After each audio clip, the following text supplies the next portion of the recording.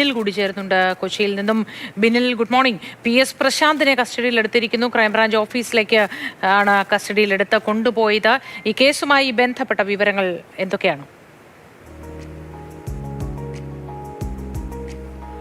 മൂർത്തി, ഇത് പ്രതീക്ഷിച്ച അറസ്റ്റ് തന്നെയാണ്. PS പ്രശാന്ത് തന്നെ അറസ്റ്റ് ചെയ്യാൻ ഏത് നിമിഷവും SIT സംഘം എത്തുമെന്ന് പ്രതീക്ഷിച്ചിരിക്കുകയായിരുന്നു. ഇന്ന് രാവിലെ അദ്ദേഹം ഒരു ഫേസ്ബുക്ക് കുറിപ്പും എഴുതിയിരുന്നു. താൻ നിരപരാധിയാണ്, തന്നെ ഈ കേസിൽ ഉൾപ്പെടുത്താൻ ശ്രമിക്കുന്നു, തന്റെ അറസ്റ്റ് ഉണ്ടാകുമെന്ന് കാണിച്ചുകൊണ്ട് അദ്ദേഹം തന്നെ സമൂഹ മാധ്യമങ്ങളിൽ ഫേസ്ബുക്ക് കുറിപ്പ് പങ്കുവച്ചിരുന്നു. അതിന് പിന്നാലെയാണ് SIT സംഘം അദ്ദേഹത്തിന്റെ വീട്ടിലെത്തി കസ്റ്റഡിയിലെടുത്ത് ഇപ്പോൾ ക്രൈംബ്രാഞ്ച് ഓഫീസിലേക്ക് കൊണ്ടുപോയിരിക്കുന്നത്.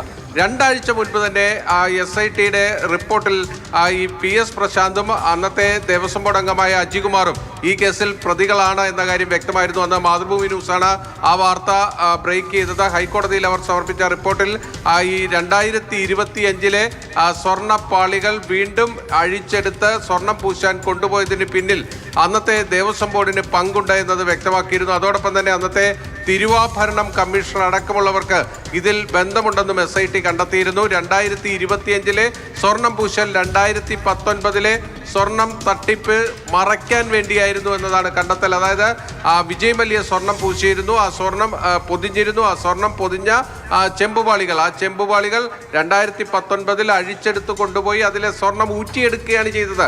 ആ ഊറ്റിയെടുത്ത ശേഷം ചെന്നൈയിലെ സ്മാർട്ട് ക്രിയേഷൻസിൽ വെച്ച് അതിൽ സ്വർണം പൂശിയാണ്, ഇലക്ട്രോപ്ലേറ്റിംഗ് ആണ് നടത്തിയത്. അപ്പോൾ വളരെ കുറച്ച് സ്വർണം മാത്രമാണ് അതിൽ പൂശിയത്. അങ്ങനെ നേരത്തെ ഉണ്ടായിരുന്ന സ്വർണം തട്ടിയെടുക്കുകയാണ് പ്രതികൾ ചെയ്തത്.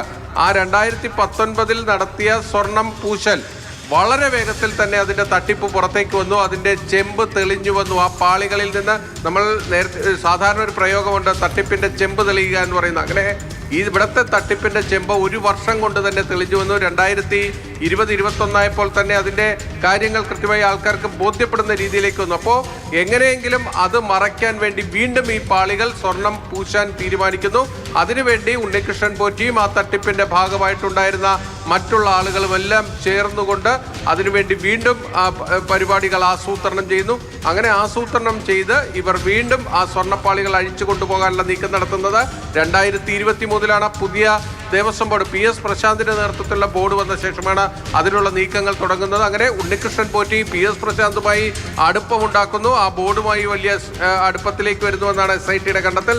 അതിനിടയിലാണ് വീണ്ടും ഈ സ്വർണ്ണപ്പാളികൾ അഴിച്ചുകൊണ്ടുപോകാനുള്ള നീക്കങ്ങൾ നടത്തുന്നത്. പക്ഷേ 2019 നിന്ന് 25 ഒരേ ഒരു വ്യത്യാസമേ ഉള്ളൂ. 2019 ഈ പാളികൾ അഴിച്ച ഉണ്ണികൃഷ്ണൻ പോറ്റി തീരുമാനിച്ചവരുടെ കൈവശം കൊടുത്തുവിട്ടു.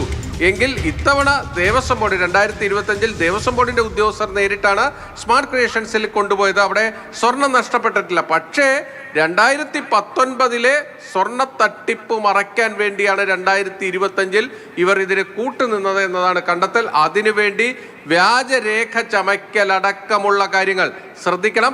ഈ കേസിന്റെ ഏറ്റവും പ്രധാനപ്പെട്ട മർമ്മം എന്ന് പറയുന്നത് ഒരു വ്യാജരേഖയാണ്. ആ വ്യാജരേഖ ചമയ്ക്കുന്നതടക്കമുള്ള കാര്യങ്ങളിൽ ഇവിടുത്തെ ഈ 2025 ബോർഡ് കുഴപ്പത്തിലേക്ക് വരികയും അവർക്കെതിരെ കൃത്യമായ തെളിവുകൾ SITക്ക് കിട്ടുകയും ചെയ്തു എന്നാണ് മനസ്സിലാക്കുന്നത്. അതിന്റെ അടിസ്ഥാനത്തിലാണ് ഇപ്പോൾ PS പ്രശാന്തിന്റെ അറസ്റ്റ് ഉണ്ടായിരിക്കുന്നത്. അത് PS പ്രശാന്തിൽ മാത്രം ഒതുങ്ങില്ല. അന്നത്തെ ദേവസ്വം ബോർഡ് അംഗമായ അജികുമാറിലേക്കും തിരുവിതാംകൂർ ദേവസ്വം ബോർഡിന്റെ അന്നത്തെ തിരുവാഭരണം കമ്മീഷണറേക്കുമൊക്കെ ഈ അറസ്റ്റ് നീളാനുള്ള സാധ്യതയുണ്ട്.